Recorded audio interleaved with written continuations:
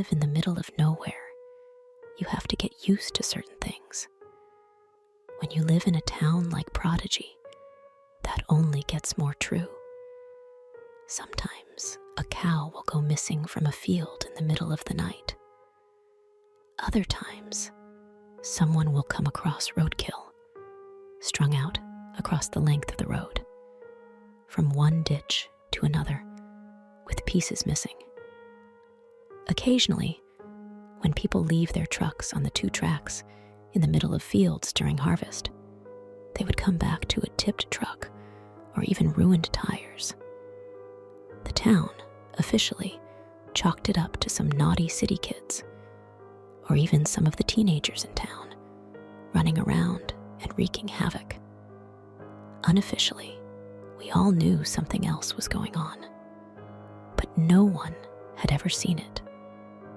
There's always a story, though, especially in Prodigy. I guess it was only a matter of time before someone ran into it. The night we first saw the thing in the fields, it started out like any other.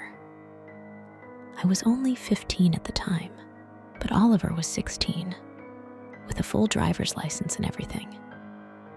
I don't know if you know anything about what teenagers in small towns do for fun, but if you do, then you probably know that the #1 pastime is to get in a car with your friends and cruise until you run out of gas. All we had in Prodigy were fields and long, winding dirt roads, so it made sense to put them to use. Most of the time, we would blast music over the stereo, buy some snacks at the gas station, and joke around all night.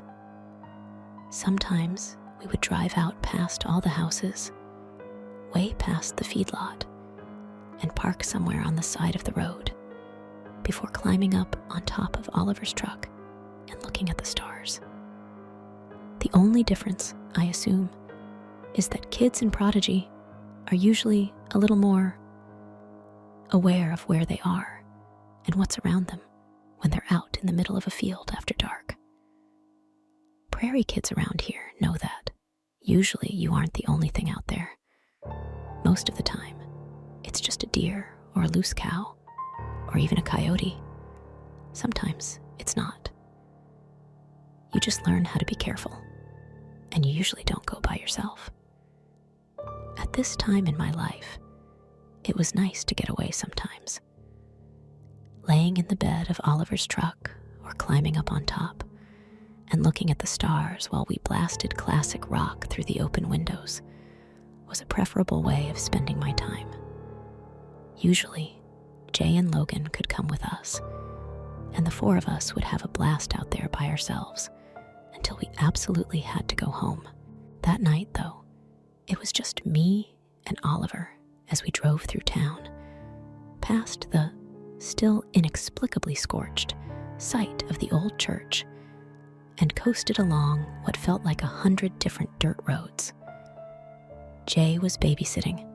Logan had work normal stuff. We weren't exactly bothering to keep quiet. The last house we had passed was at least 10 miles back, probably more. We had settled into our routine of playing music through the truck's stereo as we got comfortable on the blankets that I had brought in the bed of Oliver's truck, talking and yelling jokes and howling in laughter. His stereo had Bluetooth, so we could listen to whatever we wanted through his phone without having to climb around a million times to change the radio station or rotate CDs. We did leave the window at the back of his truck open, though, mostly so we could snake a phone charger through it. We sat in the bed of his truck for nearly an hour before I started to feel weird about something. I like to think that, in most situations, I have pretty good intuition. My mom has always described me as a good judge of character, but I'm not sure that's all it is. Maybe I'm just more aware of my surroundings and what's going on than the average person, or maybe I'm totally normal and my friends just don't pay attention.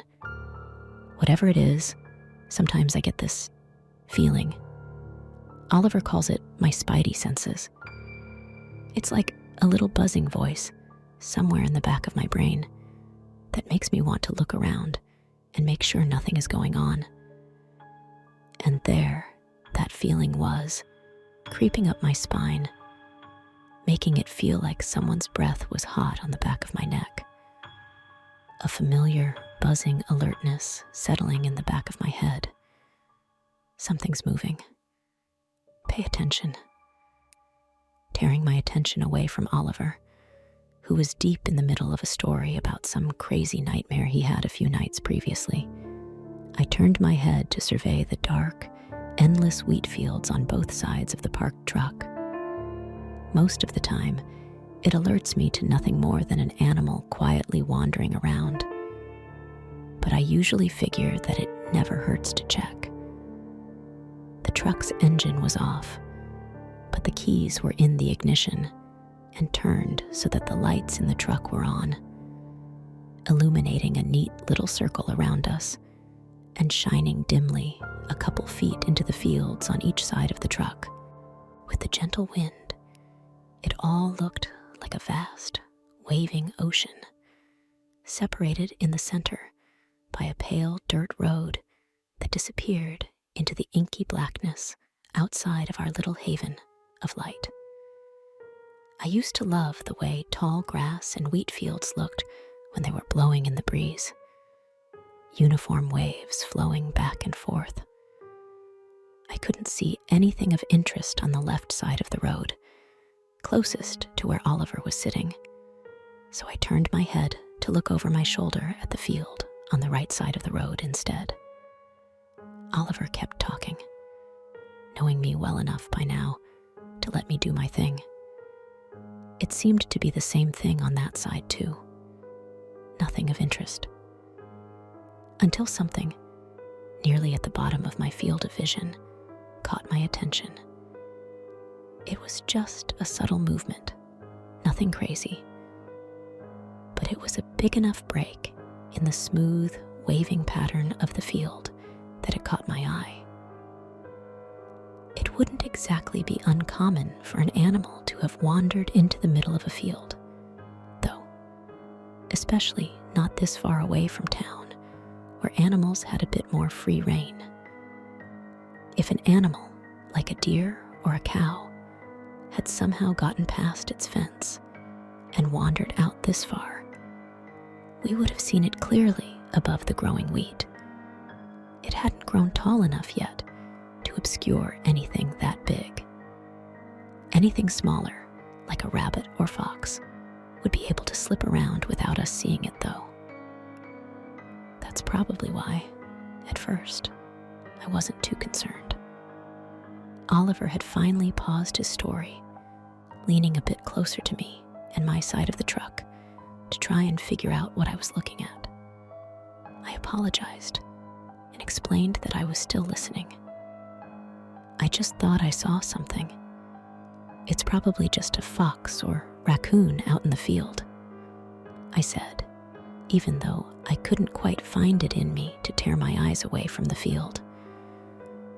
By this point, the waves of movement in the field were uniform again, giving the impression that whatever had been moving had stopped. "I don't see anything," Oliver said, staring off into the distance and squinting his eyes like it might help him see better. "I don't either. I just thought I saw something moving around in the field." I shook my head and leaned back, settling down on the blanket again. Probably a raccoon or something. With a sigh and quick shake of my head, I turned back around and faced Oliver. He eyed me for a second, but didn't say anything, and launched right back into his story.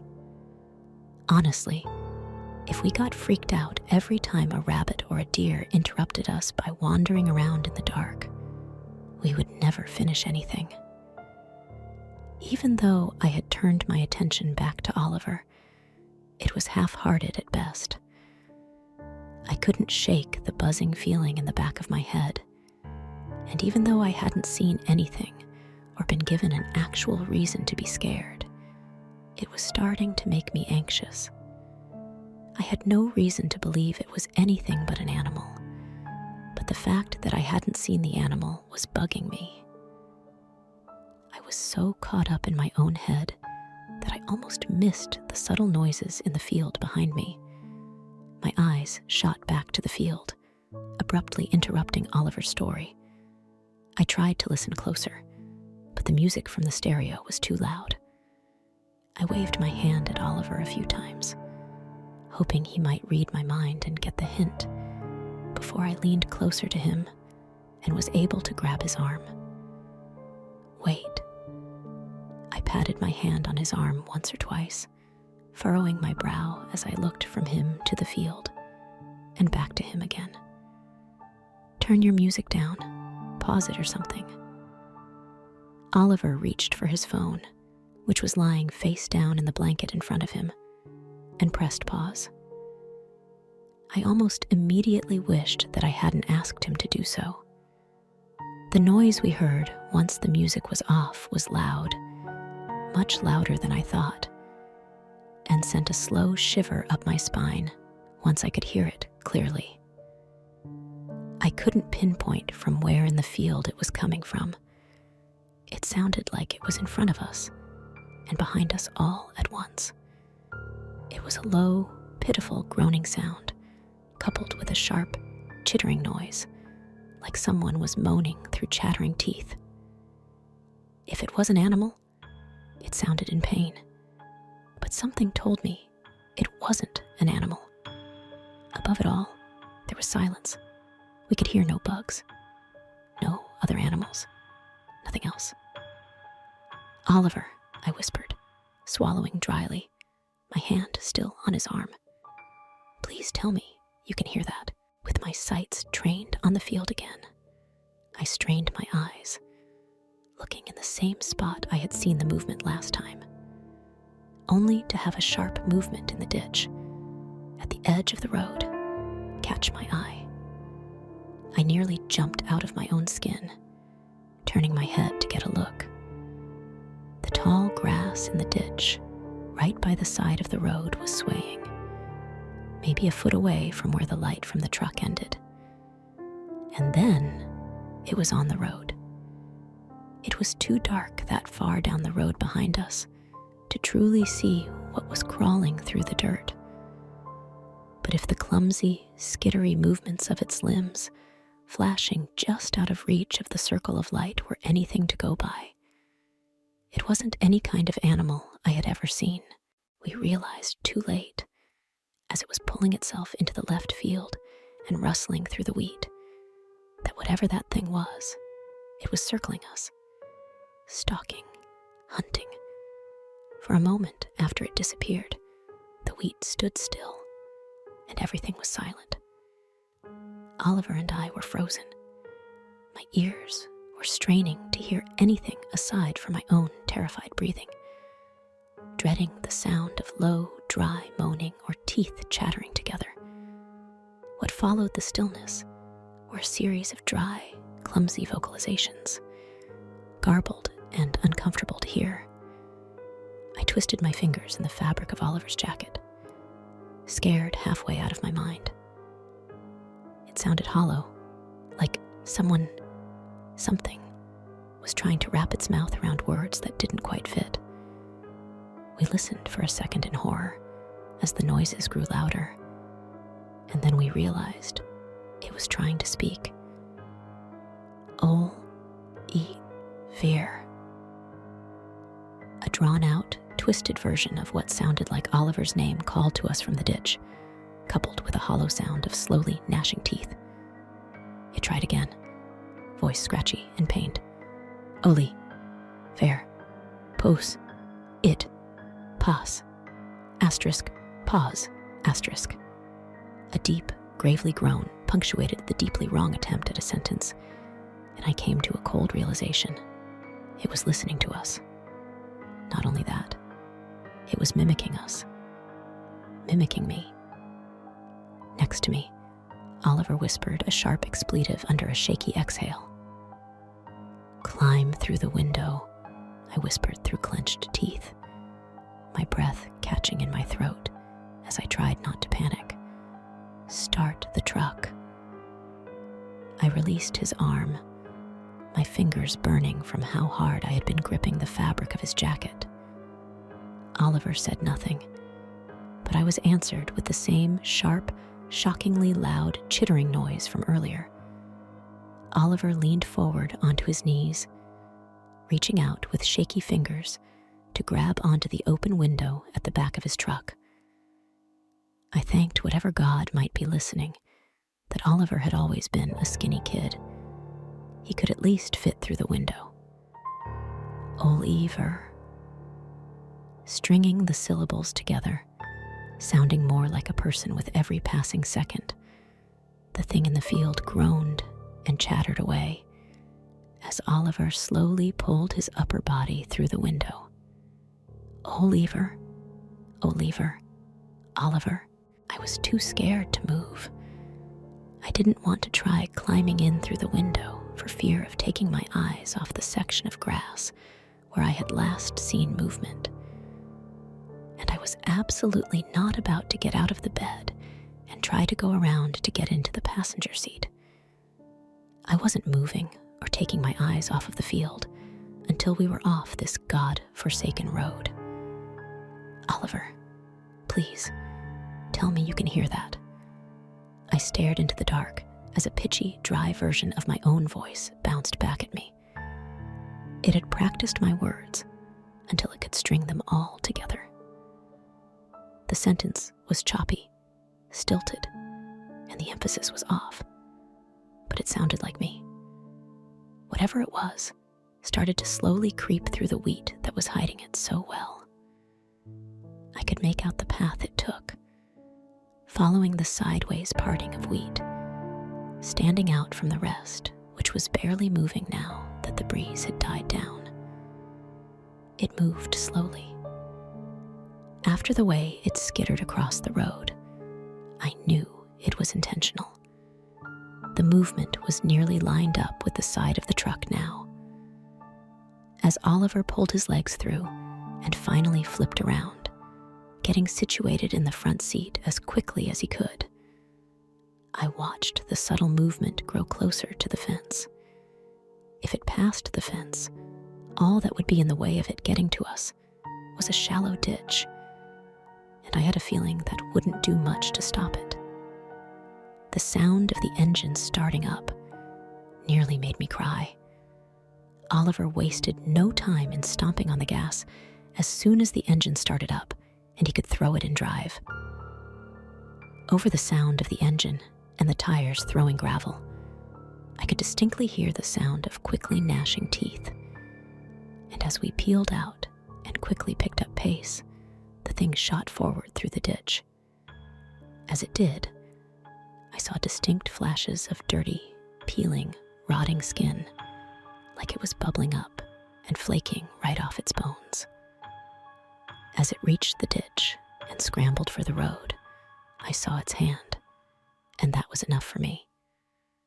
Without thinking, I reached through the window and into the cab and slammed my hand up into the lights, switching them off. I didn't want to see whatever was going to come crawling out of that field. It only half worked. As we sped away, I could see the vague shape of it behind us on the road, racing to catch us.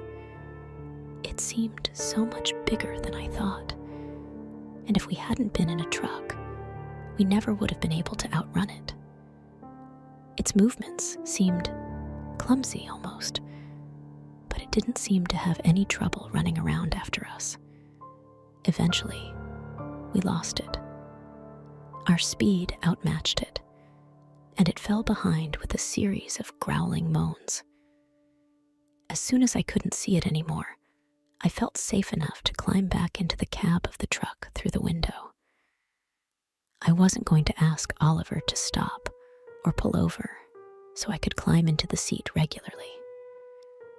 Neither of us said anything as we turned the corner and took the fastest way back to town that we could. I stared at the dashboard, of a mangled, rotting hand with cut-up, bleeding fingers reaching through the grass burned into my mind. There were a few stories floating around town for the next week.